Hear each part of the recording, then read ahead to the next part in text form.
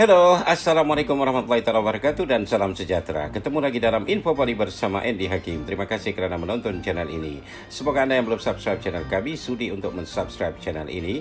Dan jutaan terima kasih kami ucapkan kepada Anda yang sudah subscribe dan juga kepada Anda yang support channel ini. Kami juga ingin menyatakan pada Anda, terutama Anda yang baru menonton channel kami ini, terdapat lebih 240 video di channel ini.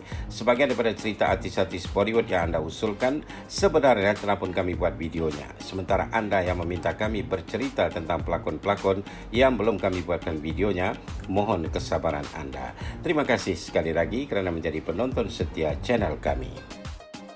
Guys, kami juga menerima permintaan beberapa di antara Anda yang ingin agar kami bahaskan tentang aktor Kabir Bedi. Justru itu dalam video ini kami akan bahaskan tentang aktor ini. Kabir Bedi dilahirkan pada tanggal 16 Januari 1946 dan dia merupakan aktor filem-filem India. Karya lakonannya berlangsung di 3 negara yaitu India, Amerika Syarikat dan Itali di Eropah dan mencakupi 3 medium yaitu filem, televisyen dan teater. Kabir cukup meninggalkan kesan dalam filem Taj Mahal and Eternal Love Story yang rilis pada tahun 2005 dan juga watak villain yang dilakonkannya dalam filem blockbuster yang rilis pada tahun 1980 yang berjudul Khun Bari Mang.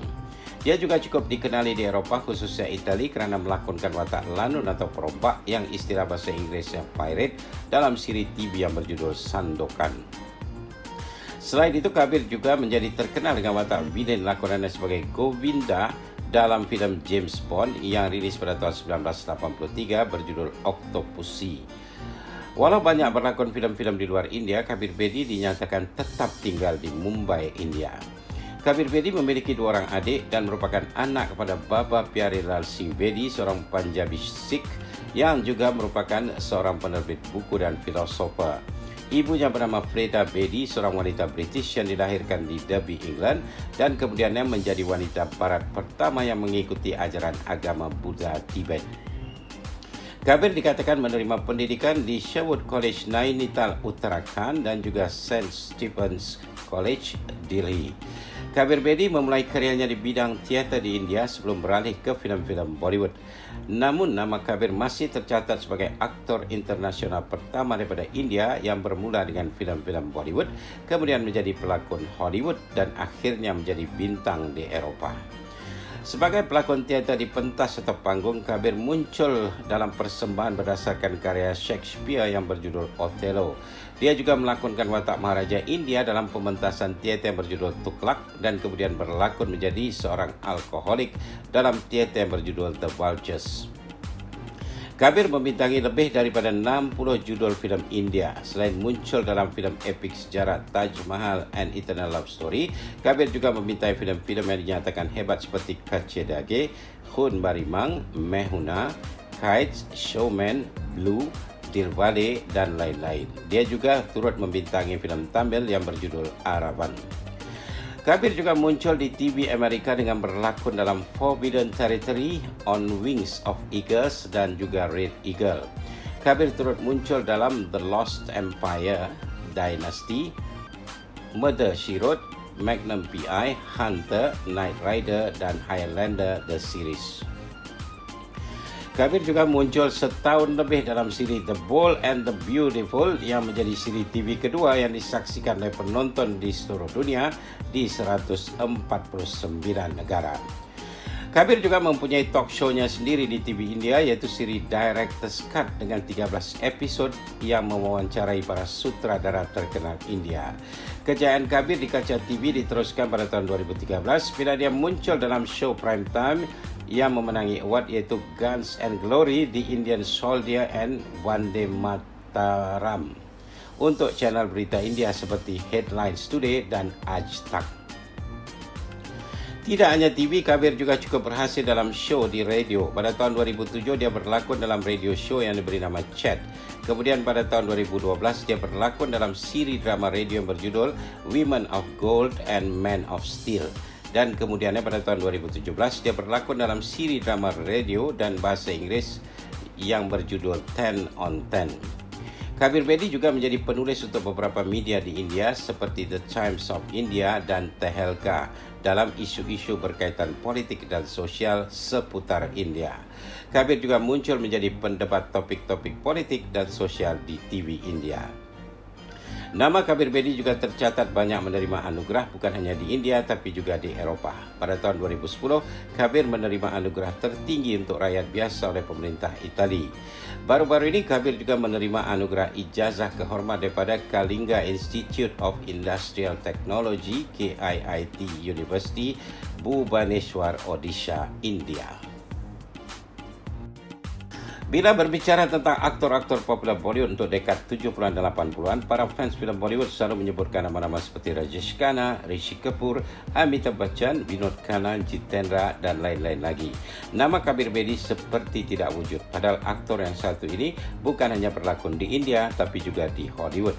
Setelah berkecimpung dalam industri entertainment selama 50 tahun, akhirnya Kabir Bedi meluncurkan buku autobiografinya ke pasaran yang berjudul Stories I Must Tell, The Emotional Life of an Actor baru-baru ini. Buku ini bercerita mengenai karya Kabir dan juga tentang kehidupan pribadinya, terutama yang menyangkut rumah tangganya. Filem Bollywood pertama lakonan Kabir ialah filem yang berjudul Halchal yang rilis pada tahun 1971. Secara kebetulan, filem ini juga menjadi filem pertama lakonan aktris terkenal Zeenat Aman. Dengan suaranya yang bariton dan wajahnya yang tidak terlalu India menyebabkan Kabir menjadi kegemaran sebagian audiens. Di tahun-tahun berikutnya, Kabir Bedi terlihat berlakon dalam filem Rakhi Aur Had Khadi, Saza, Kuch Dage, Manzile Aur Bhi Hai, Nagin, Daku Aur Mahatma dan lain-lain lagi. Namun keanehannya ialah bila Kabir Bedi tidak pernah diberikan kesempatan menjadi hero dalam filem-filem yang dibintanginya. Dia selalu diberikan watak sampingan atau watak villain atau penjahat. Misalnya dalam filem Kuch Dage yang rilis pada tahun 1973. Namun Kabir mengucapkan terima kasih kepada sutradara Raj Khosla yang menyutradarai filem itu dan meminta Kabir menjadi penjahat yang berjambang dan berjanggut dalam filem itu. Justru kerana watak jahat yang dilakonkannya dengan wajahnya yang berjambang itu menyebabkan dia terpilih membintangi siri TV Itali yang berjudul Sandokan. Siri ini meledak di seantero Eropah yang menjadikan Kabir popular di Eropah. Menurut Kabir, dia tidak pernah menjadi hero Bollywood yang menari dan menyanyi. Bukan kerana dia tidak suka, namun dia tidak pernah diberikan watak sedemikian. Dia sedar kehidupannya di Bollywood tidak terlalu hebat. Dia banyak diberikan watak sampingan atau watak jahat. Sebab itu dia mengembangkan karyanya di luar India. Kisah perjalanan karya Kabir Bedi sama meriahnya dengan kisah pribadinya. Dia pernah hidup bersama dengan 5 orang wanita dan melalui perceraian sebanyak 3 kali dalam hidupnya. Dia memiliki 3 orang anak daripada 2 mantan istrinya. Kabir kali pertama mengawini seorang penari audisi yang bernama Protima. Hasil perkahwinan pertamanya ini, Kabir mendapat sepasang anak yang diberi nama Pooja dan Siddharth. Anak perempuannya Pooja kini merupakan penulis kolom di majalah dan surat kabar. Pooja juga pernah berlakon beberapa filem. Anak lelakinya Siddharth pernah menerima pendidikan di Carnegie Mellon University dan didiagnos menderita penyakit skizofrenia. Anaknya Siddharth ini didapati meninggal membunuh diri pada tahun 1997 dalam usia 26 tahun. Kabir tinggal berpisah dengan isteri Protima dan ketika itu dia mulai menjalin hubungan dengan aktris Parveen Babi. Namun Protima pernah menyatakan dalam wawancara dengan sebuah media bahawa dia tidak menyalahkan Parveen yang menjalin hubungan dengan Kabir yang masih menjadi suaminya ketika itu. Kata Protima, perkahwinannya dengan Kabir sebenarnya telah lama berakhir sebelum kemunculan Parveen. Hanya saja mereka masih belum bercerai secara resmi. Satu-satunya wanita yang dicintai Kabir tapi tidak dinikahinya ialah Parveen Babi. Sebab Parveen sendiri yang tidak mau mereka menikah. Hubungan mereka terjalin selama beberapa tahun, namun kemudiannya dia berpisah dengan Parveen yang ketika itu mulai menjalin hubungan dengan Mahesh Bhatt. Setelah berpisah dengan Parveen, Kabir mengawini fashion designer yang merupakan kelahiran British bernama Susan Humphreys. Hasil perkahwinan ini, Kabir mendapat seorang anak lelaki yang diberi nama Adam yang kemudian menjadi model internasional. Adam Bedi juga pernah muncul dalam filem Hindi yang berjudul Hello, Kaun Hai, dan perkahwinan Kabir dengan Susan juga berakhir dengan perceraian. Pada tahun 1990, Kabir Bedi menikah untuk kali yang ketiga. Dia memilih wanita yang bernama Nikki yang merupakan seorang presenter TV dan radio. Kabir yang tidak mendapat anak dengan Nikki akhirnya bercerai dengan Nikki pada tahun 2005. Dan pada tahun 2016, sehari sebelum Kabir menyambut ulang tahun yang ke-70, dia menikah dengan gadis kelahiran British juga yang bernama Parveen Dosanjh.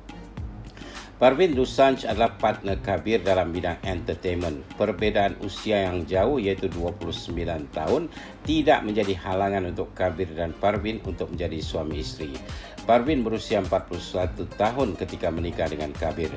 Diberitakan usia Parveen muda 4 tahun daripada anak sulung Kabir, Pooja. Kini mereka telah hidup bersama selama 5 tahun.